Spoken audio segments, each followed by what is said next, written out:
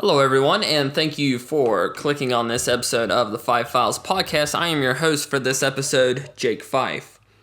Today, we're going to talk about a location that I misunderstood there for the longest time, the George Pearis Cemetery in Giles County, Virginia.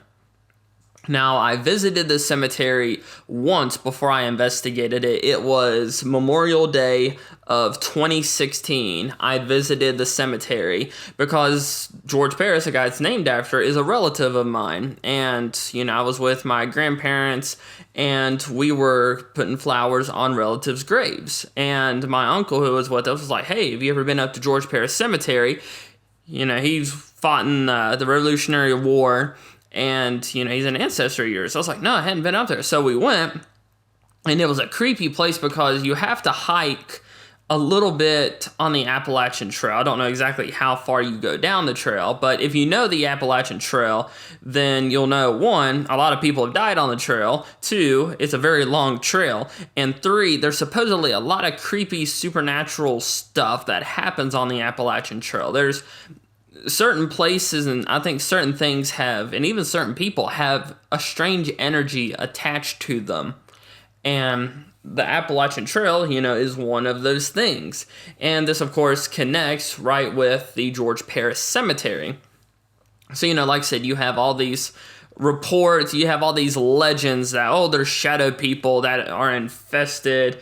There's voices everywhere. You can hear them in the trees. And then the big one that I was a huge skeptic on is satanic groups would do rituals and stuff up there. And it was, almost run-of-the-mill small town, creepy cemetery that's abandoned in the woods kind of stuff, which is exactly what this is. You, like I said, the Appalachian Trail, you go up a hill, and it's literally at the top on the end, and it's really in the freaking woods. It's creepy. It's literally like something out of the Blair Witch Project. So the first visit, not really anything going on. I wasn't looking for paranormal activity though. I was mainly there, just to say, hey, I've been to George Pearis's grave. I've been to this cemetery that's allegedly haunted, and I want to take some photos. So that's what we did. Not, like I said, not really anything happened. There was a strange feeling in the cemetery. It's one of those things to where after you've been there a while, you start to feel like you've worn out your welcome. And I guess it's a spirit's way of saying, okay, good to have you here, now leave. So I ended up going back in, I think it was November. It's either October or November of 2018, about 2 years later. And I was doing a spirit box session there. And what I was really doing was I was filming an episode for the Five Files investigation series that we have. And this was supposed to be episode 3. I think it's episode 3. And, there's always good things attached to the number 3. So I'm up there doing my spirit box session. I decided to start at the grave of George Pearis itself, the big guy himself. And I remember walking down the trail, and it was, like I said, it was fall, and it was starting to get evening time. The sun was starting to set, but it was still light enough to where we weren't really worried about running out of daylight. So I'm walking down the trail, and it just felt really dark. And of course, you're walking in the woods on this dirt Appalachian Trail. There's trees over you. Of course, it's going to be dark. The trees are blocking the light. But the energy of the place also felt dark. And the whole time you could feel like something was watching you. And there were a few times where I thought I saw something out of the corner of my eye, dart from one tree to another. And then, it would keep doing that. It seemed like it was following me is what it was doing. And we finally got to the cemetery, and I had my spirit box, I had a voice recorder and the speaker, and of course, the camera for filming. So I kind of packed light for this one because honestly, I didn't expect to get a whole lot there. The first time I'd been there, like I said, Memorial Day, I didn't really feel anything aside from it. I think we had been there for like 20 minutes. I felt like, it was time to go. But it wasn't like a negative, we need to leave, or, something terrible is going to happen. It's more of, I think we've worn out our welcome. It was that kind of thing. So I set up spirit box session. I've got the camera set up. And, I'm like, this is going to be good. It's creepy outside. It's fall. It's, I think it was a little past Halloween at this point. And the spooky vibe was still in the air. for lack of a better term. I don't even know what the term for that would be. Anyway, I'm doing my session, and about 10 minutes in, I'm feeling nothing at all. I don't feel any spirits hanging around. Strangely enough, the dark energy seems to have gone away, or at least retreated. It was just, pun intended, the cemetery was dead. It was dead as a dead body. And I was kind of disappointed because, we had come all that way. I had read all these stories about this guardian entity that attacks people that ask about the satanic stuff, and all this cool, scary stuff. Supposedly demons are here. And then you're doing a spirit box session, nothing happens. You don't feel anything. So there's a little bit of disappointment, and you kind of feel let down. So I stopped the spirit box session. I remember I was taking the batteries out of the spirit box to check them. And what I always do, and it's a good rule of thumb, when you're done with the spirit box session, if you're not immediately going to start another one, take the batteries out. It'll actually save the juice. And so, I was doing that, taking them all out, and I was just standing there, I was looking around. And the person who was with me was like, "Is everything good?" And I was like, "I just don't feel anything."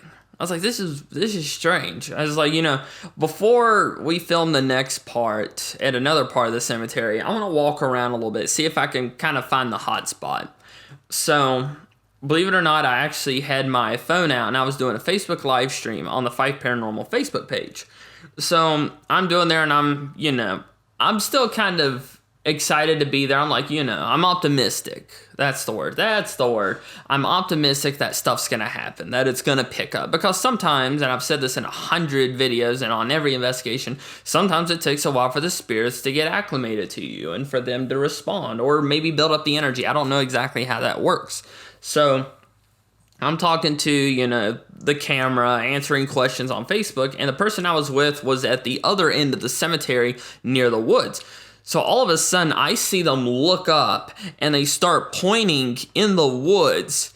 And about the time, I saw something move in the wood line. And this was about, 50 to 60 yards away from me. And it was in thick brush. But all I could see, it just looked like a form of a person go from one tree to another. Not fast or anything. It was literally like someone was, hiking on... I almost said hiking on trail, but there's no trail. It's literally the middle of a thick brush. It was like someone was just walking casually. Like it was no big deal. So, I was like, "Hey, what is that?" And I went to go over there, and I stopped the Facebook live stream. And because at first, we thought it was someone sneaking around. Because, if a location has a history of satanic worshipers or even other occultists being there, those aren't the kind of people you usually want to screw around with, in the middle of the woods.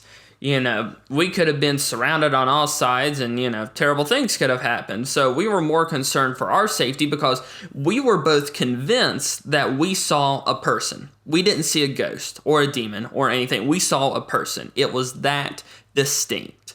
So we're up there, we're looking around. Nothing. And the person I was with was like, this is about what I saw, and exactly what they saw was what I saw. That person, in order to appear the way that they did, would have had to have been hovering about, what do we say, about 3.5 to 4 feet off the ground. So either that person is really tall, really, really tall. I'm talking about like Shaquille O'Neal tall, or this person has mastered the art of levitation. But it was creepy. And after that, the energy of the location changed. And I don't know if it changed because, something had finally happened. And so I was in the mindset of, hey, stuff's happening. It's finally here. Or if the spirits were revealing themselves to me, or to us, I should say, because we had finally acknowledged their presence. So we're doing... we're looking around the woods, probably getting a million ticks and other bug bites, looking for footprints or anything, because we're still about 50% convinced we saw a person. And after a while, we figured out, this isn't a person. We might have just seen a ghost. So we go back to the middle of the cemetery, and there's this creepy-looking low-hanging tree. And I'm getting my spirit box stuff set up, and I start a session. So nothing happens for about 4.5 minutes, and then I start getting a bunch of voices.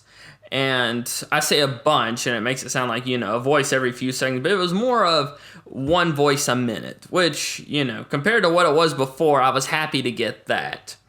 And the spirits, what I like to do after I establish intelligent communication is I like to try and ask questions that are specific to the location. I like to try and dig deep to try and figure out, what's the true story of the George Pearis Cemetery? What's going on here? And they weren't really biting. So I concluded that session and I was like, there's something here. I could kind of feel, it kind of felt like a force field of energy from the backwoods area where we had seen the figure. And it didn't really feel dark at first. It just felt like there was a lot of energy concentrated in this one spot, this one area. So I went towards that area to do a spirit box session, and I decided not to go into the woods.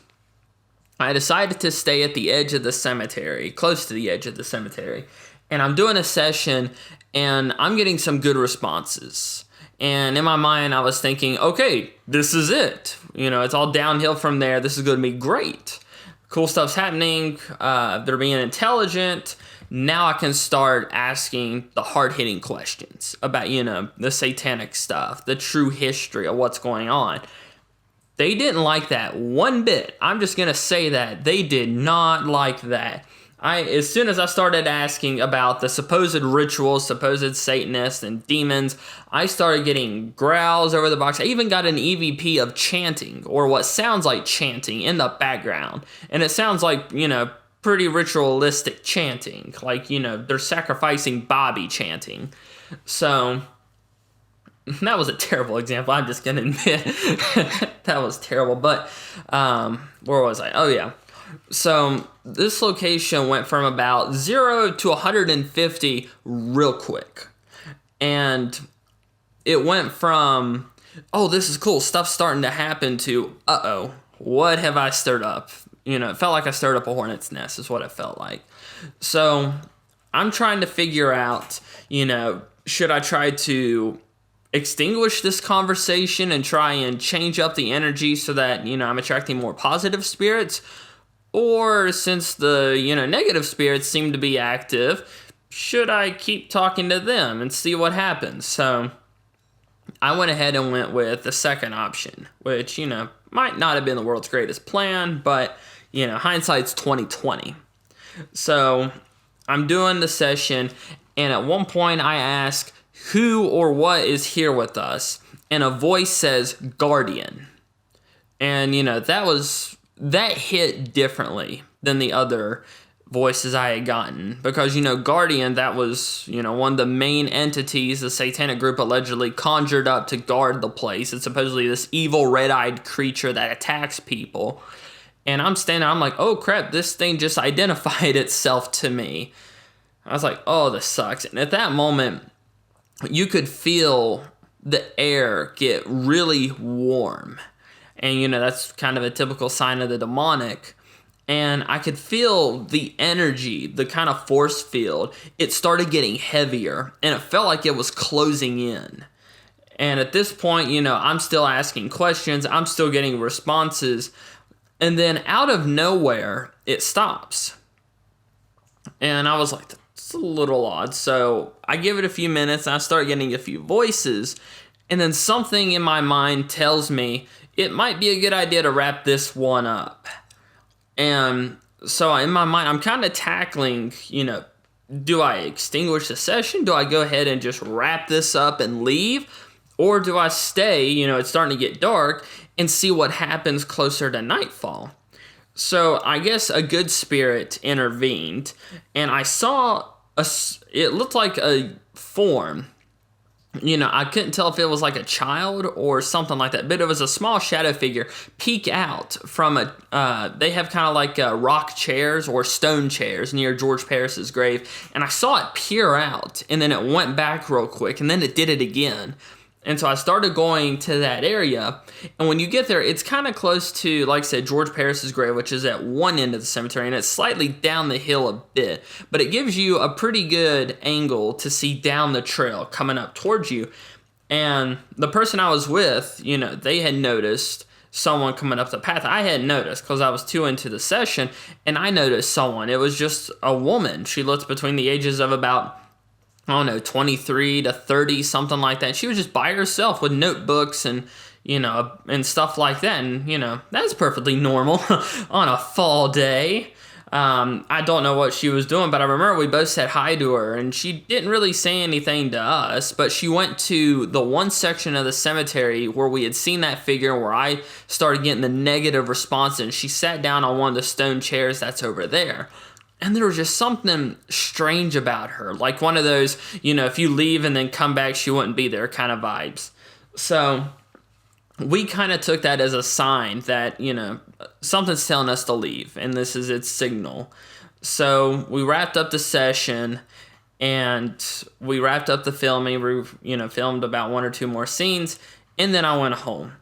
So I couldn't get it out of my mind what had happened because I started going back and rereading. I don't know. I was rereading the history of the place and of the land, trying to see if I missed something. And I didn't really get a definitive answer for, why the area is as haunted and as negative as it is. I did get a voice that did say, yes, there were rituals there. When I asked, were rituals done here? A voice said yes. So that's kind of cool. As for whether or not you can trust that, is up to you. I don't know if I do, but, I kind of lean more towards yes, simply because of the look of the place, the feel of the place, and then the spiritual energy. It can be a dark place. So fast forward to, I don't know, about 8 to 10 months. And no, it was last July. I think it was last July or August. I decided to go back to see, if anything would happen. Now, like I said, I think it was August. It was either July or August. And the grass had grown up just a little bit, but I don't know. I guess someone had been cutting the grass or something because, we didn't get infested with snakes or ticks. And there were bugs everywhere. Too many bugs to where, you can investigate comfortably. We actually ended up leaving after about 10 or 15 minutes because of that. But the entire time I was there, I got no voices over the spirit box. Absolutely nothing. It was pretty sad. But what taught me, what that incident proved to me was that there is a shift. There is something that is in control of the energy of that location. And it was weird to see, because like I said, back in October and November, the year prior when I'd been there, it was a dark and ominous location. And now I'm here in, I think it was July or August. I want to say it was either early August or late July. Anyway, 2019. And the energy was very light, very warm, semi-inviting. It was strange. So one day, I do plan on going back to the George Pearis Cemetery to see, what can happen. I do plan on going back in the fall, just to see if that same energy, the darkness, if this is going to sound weird, if it's a seasonal thing, if maybe those evil spirits, they're only there for certain times of the year, certain times of the month, I don't know. But George Pearis Cemetery, it's one of those locations that, reminds you that you should never underestimate any location. I don't care what it is, because you never know what you're going to get. So I hope you all have enjoyed this short episode of the Fife Files. What are your thoughts on the George Pearis Cemetery? Leave your comments below. And what should our next episode be about? Once again, you can either private message us any suggestions, or you can comment below. But be sure to leave a like if you enjoy the video. Don't forget to share with friends. And subscribe for more. But from Fife Paranormal and the Fife Files podcast, I'm your host, Jake Fife, wishing you a good day.